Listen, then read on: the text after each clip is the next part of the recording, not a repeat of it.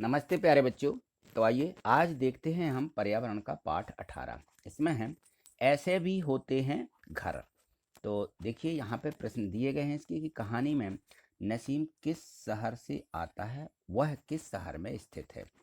जो शहर है वह किस राज्य में स्थित है यह भी बताना है, और जो है शहर का नाम। तो नसीम जो है श्रीनगर से आता है, और जो श्रीनगर है यह जम्मू और कश्मीर राज्य में स्थित है। जम्मू कश्मीर, ठीक है, एक साथ में इनके नाम बोले जाते हैं। जम्मू और कश्मीर जो है ये श्रीनगर जो वहाँ पे स्थित है।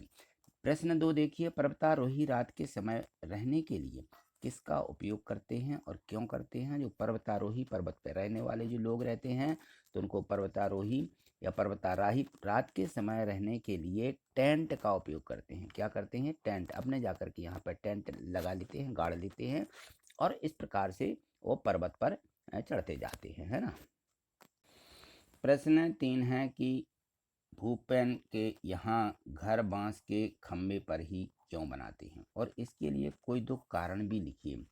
तो यहाँ देखें कि भूपेन के यहाँ पर बहुत बारिश होती है, इसलिए यहाँ असम में घर जमीन से 10-12 फुट की ऊंचाई पर बांस के खम्भे से बनाते हैं, ठीक है, क्योंकि वहाँ बारिश बहुत अधिक होती है। प्रश्न 4 है, चित्र में देख करके पहचान करके उसका नाम लिखिए, और इस घर प्रकार के जो घर हैं वो कहाँ पाए जाते हैं, और यहाँ दूसरों के घरों से ये अलग क्यों हैं। तो यहाँ देखिए, ये जो है यहाँ पे घर बने हुए हैं, इसका नाम है हाउस बोट, ठीक है। ये हाउस बोट हैं, ये जो है पानी में भी तैरते रहते हैं इस प्रकार से। और ये देखिए, ये झोपड़ी वाले घर हैं, इनको बोलते हैं झोपड़ी, ठीक है। ये इस प्रकार से बांस की बल्लियों से बना करके ये बनाए जाते हैं, ठीक है। तो यहाँ देखिए प्रश्न 5 देखिए, इसमें दिया गया है कि इसमें है दिए गए चित्र को देख करके उचित मिलान करिए। तो यहाँ को पे आपको जोड़ी इस प्रकार से मिला लेना है। देखिए यहाँ पे जो पहला घर बना है ये बर्फ का घर है, इसको इग्लू भी बोलते हैं। क्या?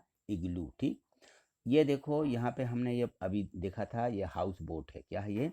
हाउस बोट, ठीक। और ये जो बहुमंजिला मकान रहते हैं, इस प्रकार से ये बहुमंजिला मकान बनते हैं। ये तंबू हैं। क्या है ये तंबू। यहाँ से ये देखिए रस्से बांध दिए जाते हैं, इसको तंबू बोलते हैं। और ये कहलाती है झोपड़ी, ठीक है। तो ये झोपड़ी से मिलान कर दीजिए, ठीक।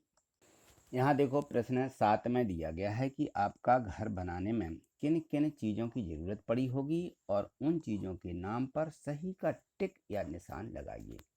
तो हमें सबसे पहले यहाँ पे निशान लगाना है कि लकड़ी की आवश्यकता होती है, सीमेंट की आवश्यकता होती है, ठीक है ना। जब हमारा घर बना, लोहे की आवश्यकता पड़ी, ठीक है ना, प्लास्टिक, और इसके बाद ईंटें और कांच की भी आवश्यकता, खिड़कियों में कांच लगवाया, पत्थर की ज़रूरत पड़ी, है ना। तो इस प्रकार से हमें टिक लगा देना है। और आपका घर यदि मान लिए घास फूस का है तो घास, मिट्टी, ये इनमें भी टिक लगा सकते हैं। बांस के झोपड़ियाँ बनी हैं तो, है ना, इस प्रकार से, ठीक है ना। तो आपको इसमें टिक लगा देना है। चलिए प्रश्न 8 देखिए। प्रश्न 8 में दिया गया है कि दिए गए इस पैराग्राफ को हमें रिक्त स्थानों को इनको पढ़ना है और इनकी पूर्ति करना है कि इनमें जो रिक्त स्थान, खाली स्थान दिए गए हैं ये बिल्कुल सही हों। तो यहाँ देखो इसमें है कि मुंबई या दिल्ली जैसे अधिक आबादी वाले शहरों में ऊंचे ऊंचे घर अधिकतर देखने को मिलते हैं, बहुत ऊंचे। इन ऊंचे ऊंचे घरों को बहुमंजिला मकान कहते हैं। क्या कहते हैं? बहुमंजिला। और इन ऊंची इमारतों में लिफ्ट के द्वारा, किसके द्वारा? लिफ्ट के द्वारा ऊपर चढ़ते हैं। सीढ़ियाँ तो रहती हैं, मतलब सिर्फ भी रहती हैं, लेकिन लिफ्ट लगी रहती है। सीधे जाना है तो लिफ्ट से जा सकते हैं, ठीक है। ये इमारतें कई मंजिलों तक ऊंची हो सकती हैं। बड़ी बड़ी इमारतों को बहुमंजिला इमारतें के नाम से भी जानते हैं, और आजकल इस प्रकार की इमारतें सभी शहरों में दिखाई देती हैं, बहुमंजिला इमारतें, ठीक है।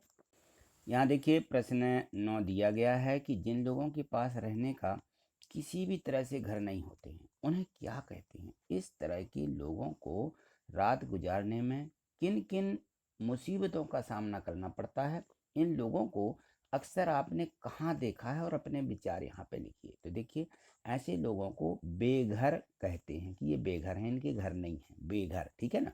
ऐसे लोगों को रात गुजारने हेतु कहाँ पर?